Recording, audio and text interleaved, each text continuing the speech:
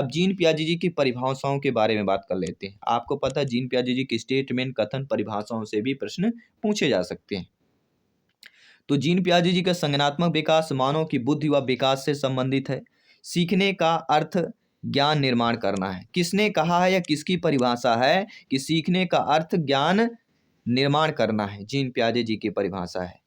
किसकी परिभाषा है कि संज्ञानात्मक विकास मानव की बुद्धि व विकास से संबंधित है? जीन पियाजे जी का कथन है, जीन पियाजे जी की परिभाषा है।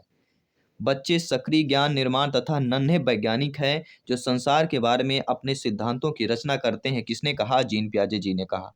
तो ये रहे दोस्तों, आई होप आप सभी लोग अच्छे तरीके से समझ पाए होंगे। साथ ही साथ अपने टीटी फैमिली को लाइक शेयर सब्सक्राइब अवश्य कर लें, क्योंकि यह टीचर्स फैमिली शिक्षकों का परिवार है। आइए हम जीन पियाजे से संबंधित महत्वपूर्ण फैक्ट जान लिया, अब इससे संबंधित टॉप क्लास के अब क्वेश्चंस भी कर लेते हैं। देखिए पहला प्रश्न यहाँ पे दिया गया है कि पियाजे के अनुसार पहले ज्ञानेंद्रिय उपकरण के दौरान शिशु का व्यवहार कैसे होता है? तो पियाजे जी के अनुसार पहले ज्ञानेंद्रिय उपचरण, जो पहला ज्ञानेंद्रिय उपचरण होता है, शिशुओं का व्यवहार जो होता है वह किस प्रकार से होता है? तो कर्मकर्ता के रूप में होता है। ठीक है। इसी के साथ ही आपका दूसरा प्रश्न क्या पूछा जा रहा है? दूसरा प्रश्न है जीन पियाजे जी का मुख्य रूप से किसके अध्ययन के लिए जाना जाता है? तो सभी लोग जानते हैं जीन पियाजे जी का जो है संज्ञानात्मक विकास के अध्ययन के लिए जाना जाता है। अगला प्रश्न आप लोगों के स्क्रीन पर है कि वह स्तर जिसमें बच्चा किसी वस्तु एवं घटना के बारे में तार्किक रूप से सोचना शुरू कर देता है, वह कौन सी अवस्था कहलाती है? वह तृतीय अवस्था, 7 से लेकर 11 अवस्था। क्योंकि तार्किक रूप से सोचना या प्रारंभ शब्द आता है, ठीक है, तो वह तृतीय अवस्था है, लेकिन परिपक्व चौथी अवस्था में ही होता है। तो मूल संक्रियात्मक अवस्था या मूल क्रियात्मक अवस्था 7 से लेकर 11 वर्ष तक की अवस्था की बात करेंगे। जीन पियाजे जी के अनुसार अधिगम के लिए क्या आवश्यक होता है? तो जीन पियाजे जी के अनुसार अधिगम के लिए जो आवश्यक होता है वह होता है विद्यार्थियों के द्वारा पर्यावरण की सक्रिय खोजबीन। क्या होता है? विद्यार्थियों के द्वारा पर्यावरण की सक्रिय खोजबीन जो है जीन पियाजे जी में अधिगम के लिए आवश्यक होता है।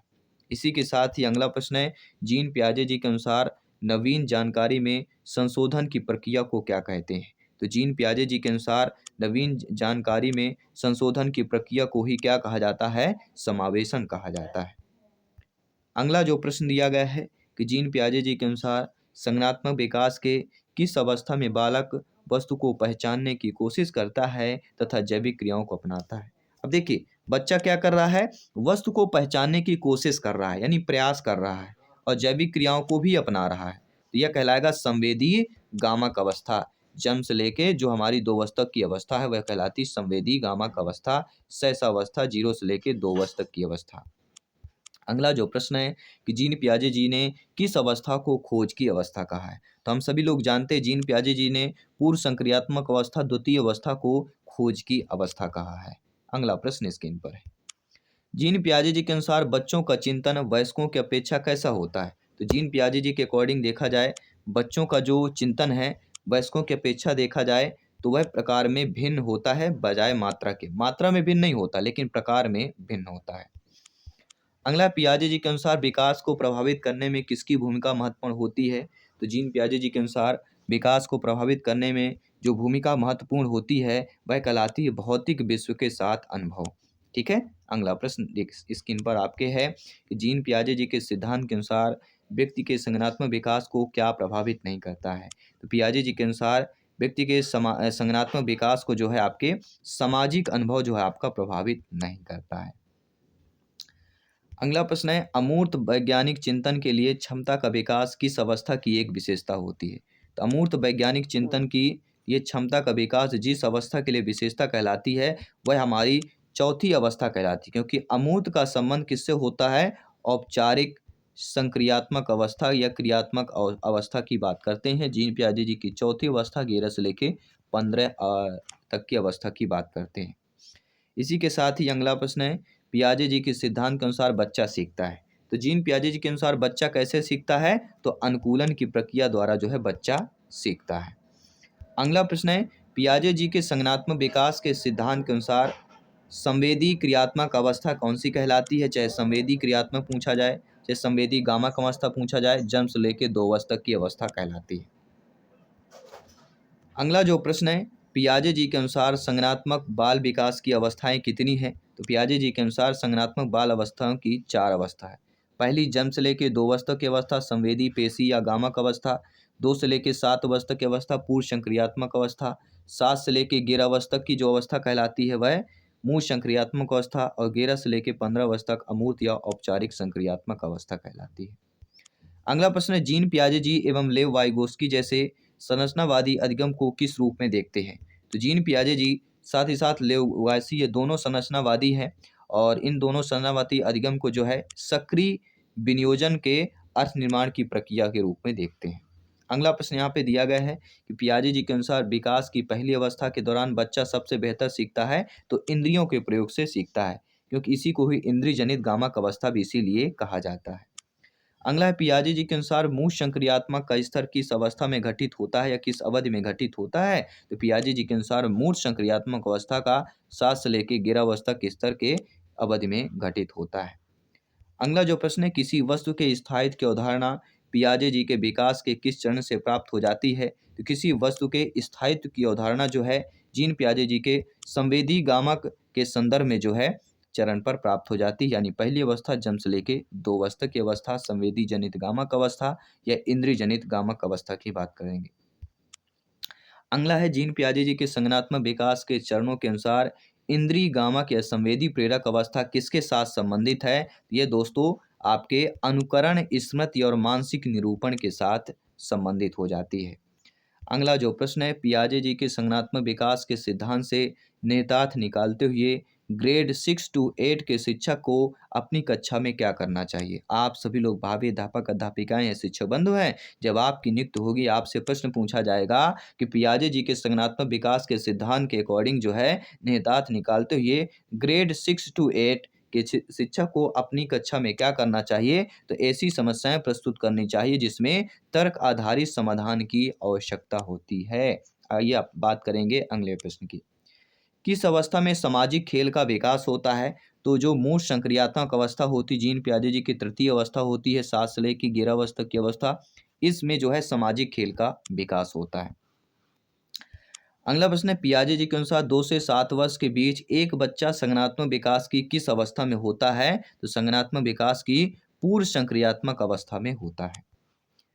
अगला जो प्रश्न है कि फोन पर अपनी दादी से बात करते हुए समर्थ अचानक चिल्लाता है, यानी एक बालक चिल्लाता है, ओह उस खूबसूरत फूल को देखो। जब उसकी दादी उससे फूल का वर्णन करने के लिए कहती है तो समर्थ कहता है, वहां बाहर वही दादी।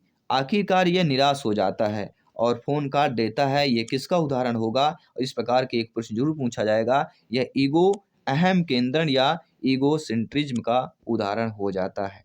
अगला जो प्रश्न दिया गया है कि पियाजे जी के अनुसार मौजूदा योजनाओं में नई जानकारी को शामिल करने को क्या कहा जाता है? देखिए, कोई भी योजना अगर मौजूद है उसमें कोई नई जानकारी जोड़ते हैं तो उसको क्या कहा जाता है? उसको ही अनुकूलन कहा जाता है। ये भी आपको ध्यान देना है। अगला जो प्रश्न है कि जीन पियाजे जी ने संज्ञानात्मक विकास के अपने सिद्धांत को विकसित करने के लिए आंकड़े एकत्र किए। किसके लिए आंकड़े एकत्र किए? अपने बच्चे को देखकर। किसके बच्चे को देखकर? अपने बच्चों को देखकर जो है जीन पियाजे जी ने संज्ञानात्मक विकास के अपने सिद्धांत को विकसित करने के लिए अपने बच्चे को देखकर आंकड़े जो है एकत्रित किए थे, अपने बच्चे के ऊपर खोज किया था।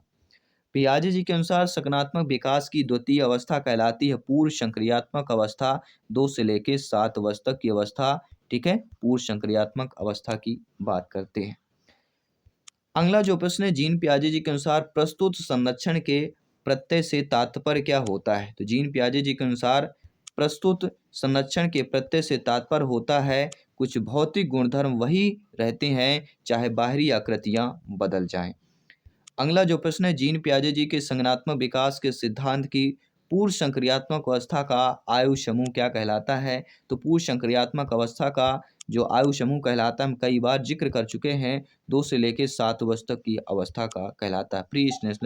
प्री स्टेज की बात करते हैं। नई सूचनाओं को पूर्ववर्ती विद्यमान मानसिक संरचना व्यवस्थित करना क्या कहलाता है? तो कोई भी जब नई सूचना होती है उसमें पूर्ववर्ती यानी पहले से जो विद्यमान मानसिक संरचना है उसको व्यवस्थित करना है तो उसको ही आत्मसातकरण। तो अनुकूलन को आपने समझ लिया, कोई भी योजना उसमें नई जानकारी जोड़ते हैं तो अनुकूलन कहलाता है। और नई सूचना में जो पहले से विद्यमान मानसिक संरचना उसको व्यवस्थित करते हैं उसको आत्मसातकरण कहा जाता है। और अगला जो है कि उत्तर बाल्यावस्था का काल कौन सा होता है? देखिए सभी लोग जानते हैं बाल्यावस्था का काल 6 से लेके 12 वर्ष तक की अवस्था होता है, ठीक है। तो पूर्व बाल्यावस्था का काल 6 से लेके 9 वर्ष तक होता है। 9 से लेके 12 वर्ष तक अवस्था जो है उत्तर बाल्यावस्था होता है। लेकिन अगर ऑप्शंस पे अगर आप 6 से 12 दिया गया है, ठीक है, बाकी आपका 9 से 12 नहीं दिया गया तो फिर 6 से 12 वाले ऑप्शन को करना है। अगर 9 से 12 दिया गया तो 9 से 12 वर्ष सही हो जाएगा। बात करते हैं थांडाई के नियमों की बात करते हैं। थांडाई के नियम में मुख्य नियम आते हैं और दूसरा 5 गौण नियम आते हैं। मुख्य नियम में 3 नियम आते हैं। ये बहुत इंपॉर्टेंट चैप्टर है, यहाँ से प्रश्न अक्सर पूछे जाते हैं। देखिए मुख्य नियम में एक होता है अभ्यास का नियम, प्रभाव का नियम, तत्परता का नियम। दूसरे आते हैं गौण नियम। गौण नियम में आपका है बहु अनुक्रिया का नियम, आंशिक क्रिया का नियम, मनोवृत्ति का नियम, सहचर परिवर्तन का नियम और आत्मीकरण का नियम आता है। ये हमारे मुख्य नियम है, 5 गौण नियम है। लेकिन अब यहाँ पे प्रश्न नहीं पूछे जाते। अब आगे जो प्रश्न पूछे जाएंगे वो इन नियमों के अंदर से प्रश्न पूछे जाएंगे। उदाहरण के एग्जाम्पल के तौर पर कैसे प्रश्न पूछे जाएंगे, आइए इनके बारे में जानकारी कर लेते हैं। दोस्तों अभ्यास का नियम, लॉ ऑफ एक्सरसाइज। किसी कार्य को हम जितना करेंगे उतना ही ज़्यादा सीखते हैं। जितना ज़्यादा हम प्रैक्टिस करेंगे, जितना ज़्यादा क्वेश्चन को अटेंड करेंगे उतना ही ज़्यादा बेटर होता है, बेटर स्कोर करने के लिए। तो अभ्यास का नियम हमारा क्या कहता है? लॉ ऑफ एक्सरसाइज, नाम से ही पता चल जाता है। एक्सरसाइज बार बार क्रिया करना, अभ्यास। तो किसी कार्य को हम जितना अभ्यास करेंगे उतना ज़्यादा हम सीखते हैं। चाहे म्यूजिक की बात करें, चाहे पढ़ाने का तरीका हो, चाहे पढ़ने की बात करते हैं, किसी भी आपका अगर इंटरेस्ट है। दूसरा आपका एग्जाम्पल आता है तत्परता का नियम, लॉ ऑफ रीडनेस की बात करें थे। इसमें क्या होता है, किसी कार्य को करने के लिए हम जितने तत्पर रहेंगे उतने ही जल्दी सीखते हैं।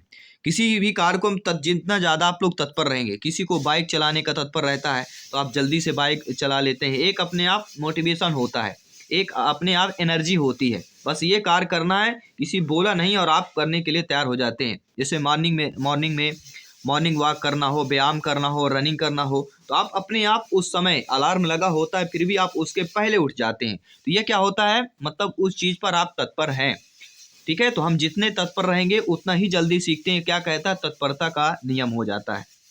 इसी के साथ ही आपका तीसरा नियम है प्रभाव का नियम, लॉ ऑफ इफेक्ट। देखिए जिन कार्यों को करने से व्यक्ति को संतोष मिलता है उसे वह बार बार करता है। जैसे शिक्षक हो गए, आपको बच्चों को पढ़ाने से संतोष मिलता है, आपको लगता है कि बच्चों में ज्ञान अधिकतर होना चाहिए। तो जिन कार्यों से असंतोष मिलता हो उन्हें वह नहीं करना चाहता है। प्रभाव का नियम यह है कि जिस कार्य पे आपका असंतोष होगा, मन नहीं लगेगा, आप वह नहीं करना चाहेंगे। जिस कार्य पे आपका संतोष होगा, मन लगेगा, वह कार्य करना चाहेंगे। मतलब थांडाइक ने इस नियम के अनुसार पुरस्कार और दंड को महत्व दे दिया। प्रभाव के नियम में छात्रों को सीखने के लिए प्रोत्साहित तथा प्रेरित किया जाना चाहिए। पुरस्कार और दंड यह कहा गया कि जो असंतोष और असंतोष हो गया, मतलब कहीं ना कहीं छात्रों को सीखने के लिए प्रोत्साहित और प्रेरित किया जाना चाहिए। थांडाई के किस नियम के आधार पर है? ये प्रभाव के नियम, लॉ ऑफ इफेक्ट के अकॉर्डिंग है। इसके साथ ही बात करेंगे थांडाई के जो अन्य सिद्धांत हैं, अन्य सिद्धांत के नाम से भी जाना जाता है। थांडाई के सिद्धांत का अन्य नाम है थांडाई का संबंधवाद, थांडाई का सिद्धांत या संबंधवाद का सिद्धांत। तीसरा है उद्दीपन प्रक्रिया का सिद्धांत। अगला सीखने का संबंध सिद्धांत और प्रयत्न और भूल का सिद्धांत। ये 5 नामों से थांडाइक के सिद्धांत का नाम जाना जाता है। ये 5 नाम याद रखिएगा। 5 नाम में किसी भी प्रश्न पूछ लिया गया कि संबंधवाद के सिद्धांत के प्रतिपादक कौन है? एडवर्ड थांडाइक है। प्रश्न आ गया कि सीखने के संबंध के सिद्धांत के प्रतिपादक कौन है? तो एडवर्ड थांडाइक है। प्रश्न आ गया उद्दीपन प्रक्रिया के सिद्धांत के प्रतिपादक कौन है? तो आपका जवाब होना चाहिए थांडाइक का। देखिए यहाँ पे देखिएगा 2 चीजें, एक संबंधवाद, देखिए संबंध कहीं ना कहीं है, और उद्दीपन, संबंध, प्रयत्न, भूल, ये चीजें, संबंध दिया गया है, उद्दीपन दिया गया है, प्रयत्न और भूल दिया गया है। तो थांडाइक के ऑप्शन पर क्लिक करना है, आंख बंद कर, बिल्कुल पूरा विश्वास के साथ। अगला जो आपका महत्वपूर्ण बात है, और बात यह है कि थॉर्नडाइक की जो बुक्स है यहाँ से भी प्रश्न पूछे जाते हैं। देखिए, एनिमल इंटेलिजेंस नामक बुक किसकी है? तो एडवर्ड थॉर्नडाइक जी की है। The principle of teaching book किसकी है? तो एडवर्ड थॉर्नडाइक जी की है। The psychology of learning book किसकी है? थॉर्नडाइक की है। एजुकेशनल साइकोलॉजी की बुक किसकी है? तो थॉर्नडाइक की है। ये आपके 4 महत्वपूर्ण बुक्स हैं जो कि एडवर्ड थॉर्नडाइक जी की है। आई होप आप लोग अच्छे तरीके से समझ गए होंगे। फ्री नोट्स प्राप्त करने के लिए आप लोग टेलीग्राम ग्रुप या चैनल पे अवश्य जुड़िए, जहाँ पे लिखा होगा जायसवाल कोचिंग सेंटर सर्च करेंगे या किसी अन्य वीडियो पर आपको लिंक मिल जाएगा।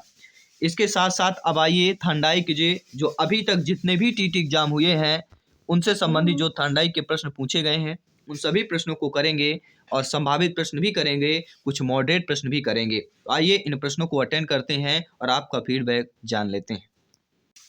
आइए दोस्तों, बात करेंगे थॉर्नडाइक से संबंधित अति महत्वपूर्ण सिद्धांतों से संबंधित प्रश्नों की बात करेंगे। थॉर्नडाइक के सिद्धांत से संबंधित महत्वपूर्ण प्रश्नों की बात करते हैं। पहला प्रश्न जो आप लोगों की स्क्रीन पर ला रहे हैं, पहला प्रश्न क्या पूछा जा रहा है कि थॉर्नडाइक किस देश के वैज्ञानिक थे? यह हम ऑलरेडी बात कर चुके हैं। ये थॉर्नडाइक जो है एक अमेरिकी मनोवैज्ञानिक थे। अगला जो प्रश्न आता है, थॉर्नडाइक के सीखने के मुख्य नियम कितने बताए हैं? हम आपको बता चुके हैं। अभ्यास, तत्परता और प्रभाव का नियम, मुख्य नियम 3 बताए गए हैं। साथ ही साथ थॉर्नडाइक ने अपने प्रयोग पर किस जानवर पर किया? तो थॉर्नडाइक ने अपने प्रयोग में बिल्ली तथा चूहे पर किया है। ये भी आपको नोट कर लेना है। अगला जो प्रश्न आता है, थॉर्नडाइक ने बुद्धि का कौन सा सिद्धांत दिया? तो थॉर्नडाइक ने बुद्धि का बहुकारक का सिद्धांत दिया। अगला जो प्रश्न बनता है, किस मनोवैज्ञानिक को पशु मनोवैज्ञानिक का पितामह कहा जाता है? थॉर्नडाइक को पशु मनोवैज्ञानिक का पितामह कहा जाता है। अगला प्रश्न है, थॉर्नडाइक के सिद्धांत को किस नाम से जाना जाता है? तो थॉर्नडाइक के सिद्धांत को एसआर के सिद्धांत के नाम से भी जाना जाता है। अगला जो है, थॉर्नडाइक का सिद्धांत किसके अंतर्गत आता है?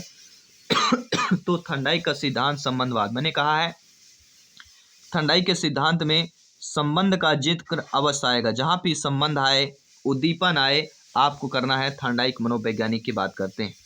इसके साथ साथ आपका अगला प्रश्न है कि थॉर्नडाइक के प्रयत्न एवं त्रुटि के सिद्धांत पर विशेष बल किस पर नहीं दिया गया है?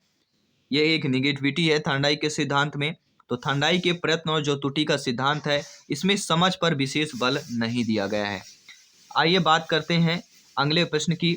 अगला प्रश्न है, सीखने की उद्दीपन अनुक्रिया सिद्धांत के मुख्य प्रतिपादक कौन है? तो जब भी उद्दीपन अनुक्रिया का जिक्र होगा तो थॉर्नडाइक का नाम सर्वोपरि आ जाएगा। अर्थात सीखने की उद्दीपन अनुक्रिया सिद्धांत के मुख्य प्रतिपादक आपके एडवर्ड थॉर्नडाइक मनोवैज्ञानिक है। अगला प्रश्न है, सीखने के नियम के प्रतिपादक किसने दिया? तो सीखने के नियम का प्रतिपादक और कोई नहीं, आपके थॉर्नडाइक मनोवैज्ञानिक ने दिया। इसके साथ ही आपका अगला प्रश्न है, किसके सिद्धांत में आर आर एवं आर एस संबंध दोनों पाए जाते हैं? तो आर एस संबंध आपने पढ़ा लिया। इसके साथ साथ ये भी जान लीजिए कि आर आर जो सिद्धांत है आपके थॉर्नडाइक के सिद्धांतों में ही विद्यमान है, चाहे आर आर सिद्धांत पूछा जाए चाहे आर एस सिद्धांत पूछा जाए।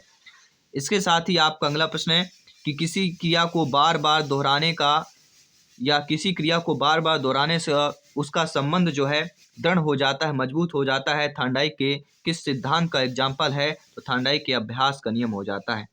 कहीं पर किसी भी क्रिया को बार बार करना से उसका संबंध मजबूत हो जाता है, दृढ़ हो जाता है, तो वह कहलाता है थॉर्नडाइक के अभ्यास का नियम कहला जाता है। इसके साथ ही आपका अगला प्रश्न है साथियों, सभी कमेंट कीजिएगा मेरे प्यारे प्यारे भाइयों की प्यारी प्यारी बहनें, गृहिणी सभी मित्रों को जय हिंद, वंदे मातरम, इंकलाब जिंदाबाद। जी हाँ, मेरे सभी प्रत्येक से शेरनी, प्रत्येक भाई बहन से चबंधु का कमेंट यहाँ पे सर्वोपरि है, शर्मान है। मैं जायसवाल सर आप सभी का अभिनंदन स्वागत करता हूँ। आप सभी के माता पिता को नमस्कार करता हूँ। आप सभी के ज्ञान को सभी यहाँ पे कमेंट कीजिएगा। आप सभी के ज्ञान के समझ को स्वीकार करते हैं, नमन करते हैं, क्योंकि शिक्षा ही प्रकाश है।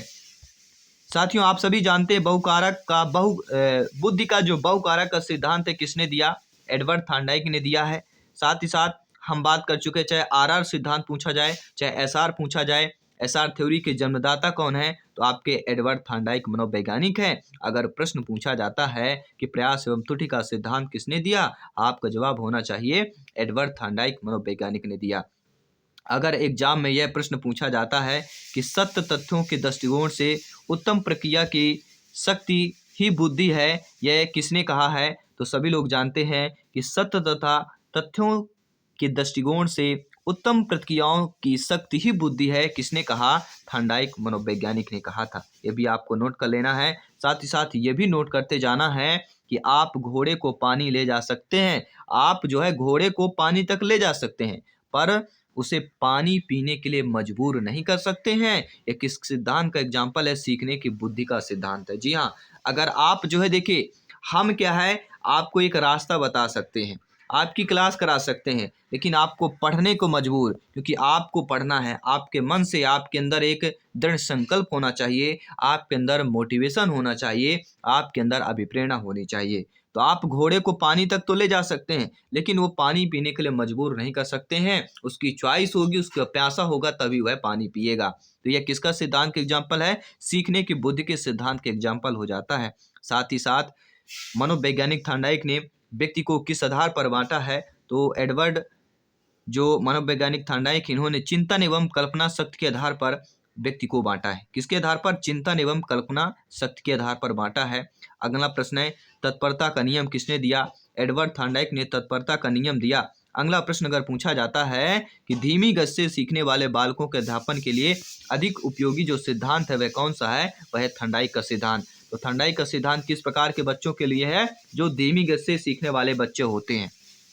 तो आई होप ये सभी प्रश्न हमने किया। इसके साथ साथ आई होप सभी प्यारे मित्र, जो हमने आपके थांडाइक मनोवैज्ञानिक का पूरा निचोड़ बात किया, अगर आप अच्छे तरीके से समझ गए होंगे, अच्छे तरीके से आपने अटेंड किया है, तो थांडाइक मनोविज्ञान का बेहतरीन तरीके से आपने अटेंड कर लिया होगा। प्रश्न पर डाउट हो कमेंट कर देना है। शिक्षक भर्ती के नंबर 1 परिवार पे हैं आप लोग, ये आपको एक खुशी होनी चाहिए, आपके अंदर स्व मोटिवेशन होना चाहिए, एक अभिप्रेरणा होनी चाहिए। ठीक है दोस्तों, आइए अब इनसे संबंधित महत्वपूर्ण प्रश्नों की बात कर लेते हैं।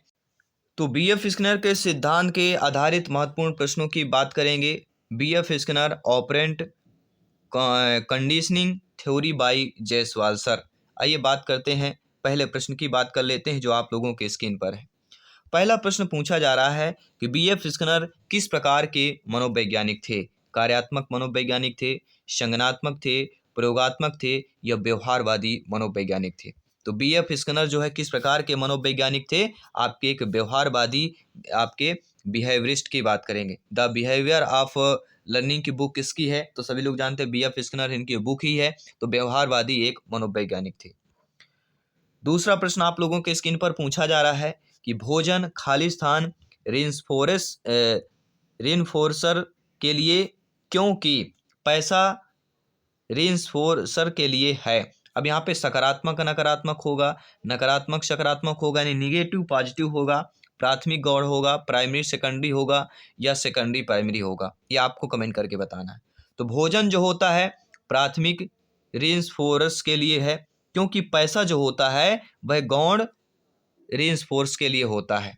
अर्थात भोजन जो होता है प्राइमरी रेनफोर्सर के लिए होता है, क्योंकि पैसा जो होता है वह सेकेंडरी रेनफोर्सर के लिए होता है। तो प्राइमरी में आपका भोजन आता है, सेकेंडरी में आपका पैसा आता है, ये आपको ध्यान देना है।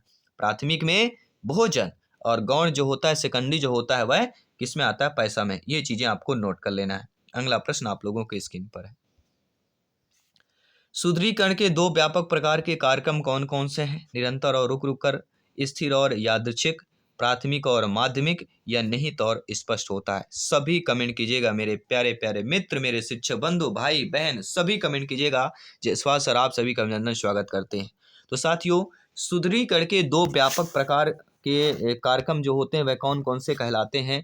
तो ये पहला कार्यक्रम जो होता है वह निरंतर होता है और दूसरा होता है रुक रुक कर। निरंतर और रुक रुक कर, ये दोनों व्यापक प्रकार के कार्यक्रम हैं। अकॉर्डिंग टू सुदृढ़ीकरण की बात करेंगे, पहला ऑप्शन सही हो जाएगा।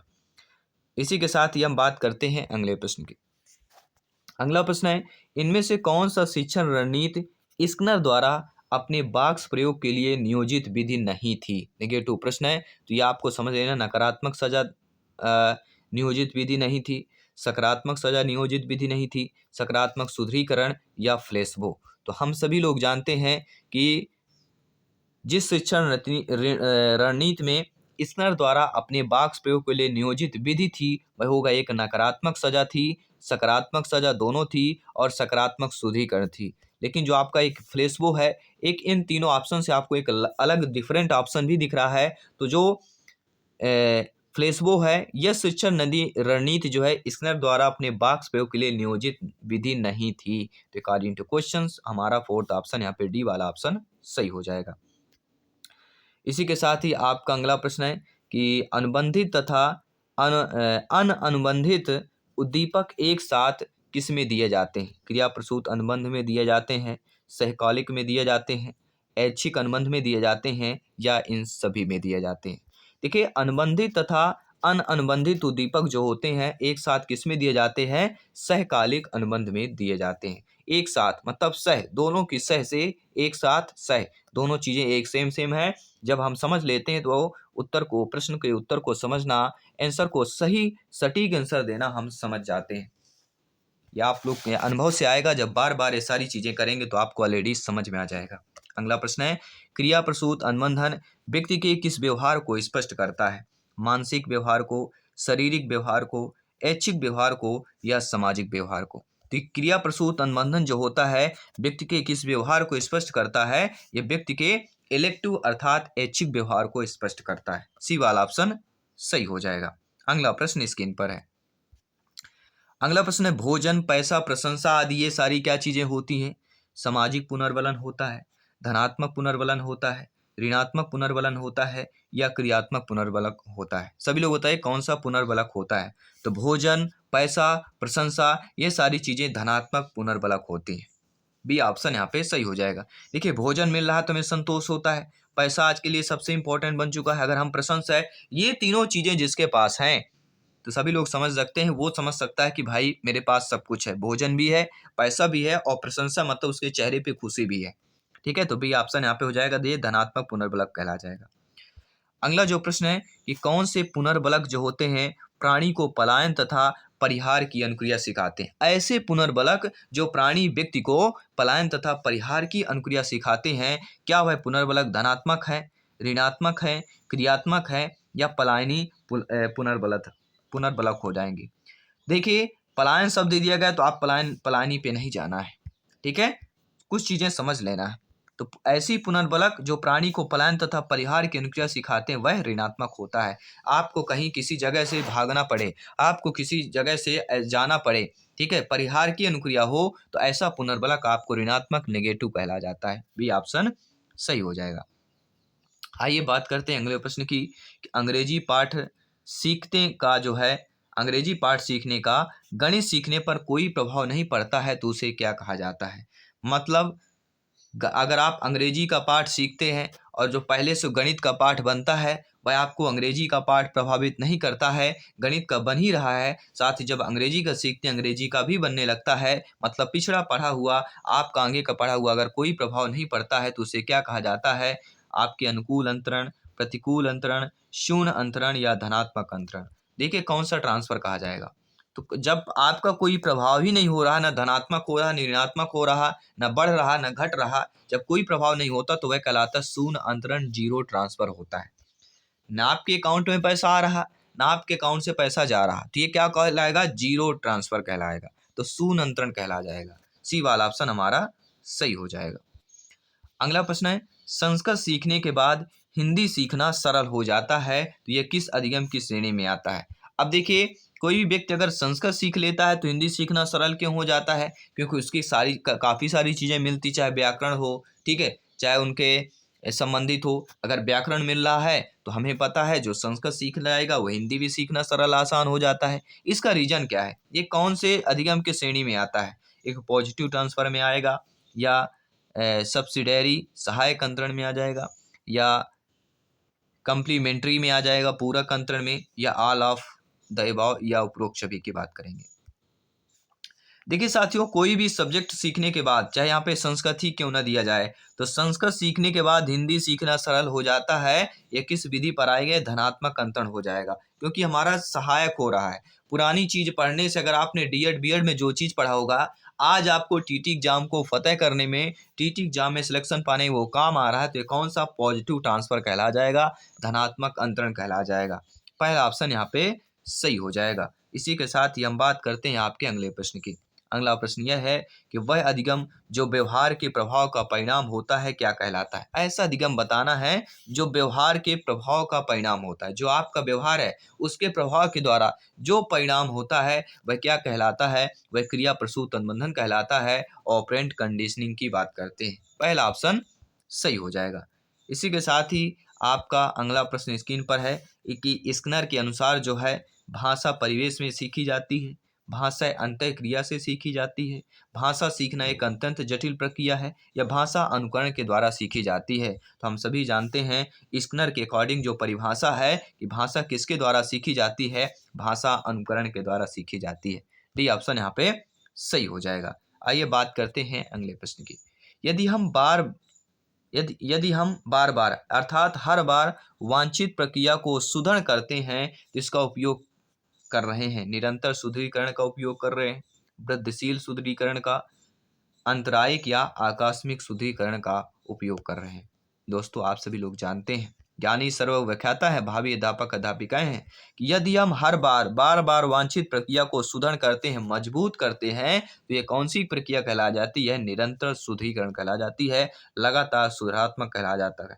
जब हम डेली क्लास अटेंड करते हैं तो आपके प्रिपरेशन के साथ साथ आपके नॉलेज में क्या होता है, एडिशन होता है, प्लस होता जाता है, धनात्मक होता जाता है।